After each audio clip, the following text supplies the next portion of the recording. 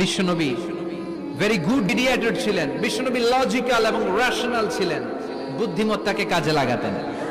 এক সাহাবী এসে বলে, নবী ইযান লি বিজিনা, আমারে জিনার অনুমতি দেন। কিসের অনুমতি? কার কাছে অনুমতি চাইলো? অন্যান্য সাহাবারা এই যুবক ছেলেটাকে ধমকাতে লাগলো, বসো, এই মিয়া বসো, বিশ্বনবীর কাছে কি কথা বলে এগুলা? ওই যুবক বসে রইল। বিশ্বনবী কাজ সারলেন, এরপর বললেন, আইনা শাবাব, ওই যুবকটা কোথায়, এদিকে আসো, কি চাইছো বলো। কয়, বিশ্বনবী আপনি আমারে জিনা করার অনুমতি দেন। বিশ্বনবী যুবকটারে কাছে ডেকে আনলেন, বললেন, ও যুবক, তোমার ঘরে বোন আছে কিনা? কয়, আছে। তোমার বোনের সাথে কোনো পুরুষ জিনা করুক, তোমার কেমন লাগবে? সে বলে, আমি এই পুরুষটারে হত্যা করব। হত্যা করবা? ওকে, ডান। তোমার ঘরে মা আছে কিনা? আছে। তোমার মায়ের সাথে পর পুরুষ জিনা করবে, কেমন লাগবে? কয়, আমি সাইজ করবো ওরে। তোমার ঘরে স্ত্রী আছে কিনা? আছে। তোমার স্ত্রীর সাথে যদি কেউ জিনা করে কেমন লাগবে? বলে, আমি তারে ছাড়বো না। বিশ্বনবী বললেন, তাহলে যেই মহিলার সাথে তুমি জিনা করবা সেও তো কারো বোন, সেও তো কারো স্ত্রী, সেও তো কারো মা, ঠিক কিনা? সুবহানাল্লাহ, হোয়াট এন ইন্টেলেকচুয়াল ক্যাপাসিটি। যুবক বলে, তাই তো, এভাবে তো ভাবি নাই। আমি যার সাথে পাপ করব সেও তো কারো বোন হবে, সেও তো কারো মা হবে, সেও তো কারো স্ত্রী হবে। ও নবী, আপনি আমারে মাফ করে দেন, আমার জন্য দোয়া করে দেন যেন তাকওয়ার উপর জীবন প্রতিষ্ঠা করতে পারি। লজিক্যালি জিনিসকে সলভ করার চেষ্টা করতেন। মুআয ইবনে জবালকে বিশ্বনবী সাল্লাল্লাহু আলাইহি ওয়াসাল্লাম ইমাম বানিয়ে পাঠালেন। উনি ইমামতি করতে গেলেন এক মসজিদে। মাগরিবের সালাতে উনি লম্বা কেরাত ধরলেন। এশার নামাজ শুরু করলেন সূরা বাকারা দিয়ে, কোরআনের সবচেয়ে ছোট সূরা। হ্যাঁ, বড়? কত বড়?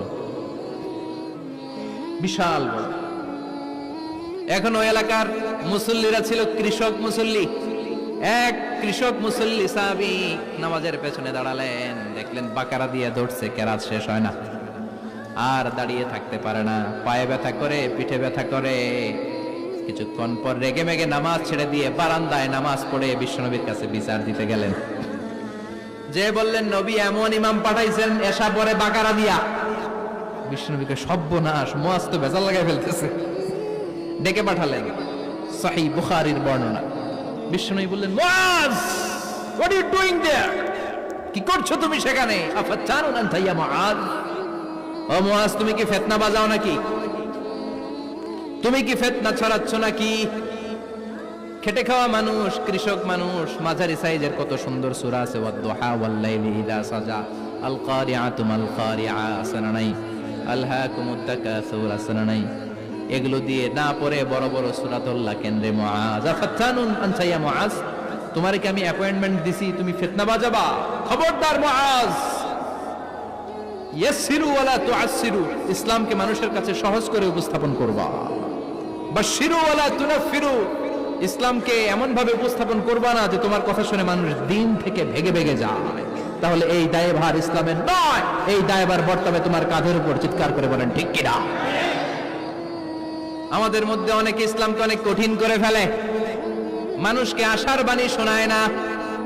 কই এমনে না পড়লে আপনার বাদ, আপনি বেদাত করছেন, আপনি শিরক করছেন, আপনার কিচ্ছু হবে না। যারে বলে কিচ্ছু হবে না, সে বলে আমার যেহেতু কিচ্ছু হবে না, তোর কথা শোনার আমার দরকার নাই। যে আমারে আশার বাণী শোনায় আমি তার কাছে যাই, ঠিক কিনা? এজন্য সহিহ ইসলাম আপনি প্রচার করবেন, but your approach should be very flexible. 70 বছর যেটা চালু আছে আপনি একদিনই উঠিয়ে দিতে পারবেন? It's not a logical approach. বিশ্বনবীর অ্যাপ্রোচ, বিশ্বনবীর রেশনাল ক্যাপাসিটি এমনটা ছিল না। সহজভাবে বুঝাবেন। আদ-দীনু ইউসরুন লা উসরা ফি, দিনটা হলো সহজ, দিনের মধ্যে কাঠিন্যতা নাই। সুবহানাল্লাহ, কি ক্যাপাসিটি! আমি যেমনি আপনাদেরকে নিয়ে বসে ওয়াজ করতেছি, বিশ্বনবী ওয়াজ করতেন, তবে সংক্ষিপ্ত ওয়াজ।